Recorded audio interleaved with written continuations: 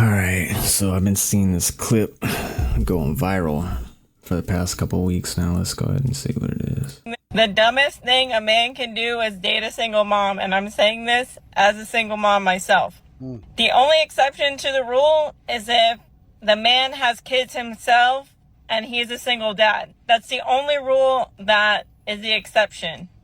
And I say this because, one, it's fucking stupid as a man to take on somebody else's kids when you don't have kids of your own. Now, do I think it makes women less valuable? No, I think that's a stupid rhetoric. But the idea that you're going to get emotionally attached to someone else's kids, and then if you break up, never fucking see them again, y'all are stupid. But not only that, it's like, as a single mom, I don't want to date somebody that doesn't have kids because he's not going to be in tune to automatically or naturally or organically be the dad.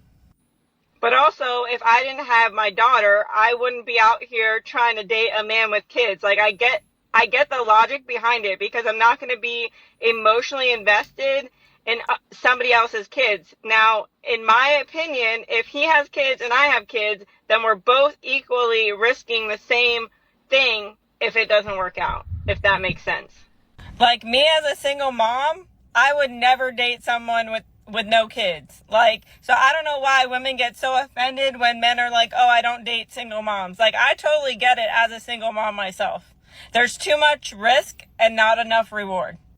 Okay, yeah, I 100% agree, and I'll tell you why. When I grew up, it was my dad met my mom. She had already had 3 kids. My dad was, he had no kids. I was his firstborn son. And when I came in the world, I had 3 siblings, 3 half siblings. And I could just tell you, like, growing up, it was always like this weird resentment between my half siblings and my dad. My dad, he wasn't the best growing up. I know, like, he was an alcoholic, and things were not good. We were poor.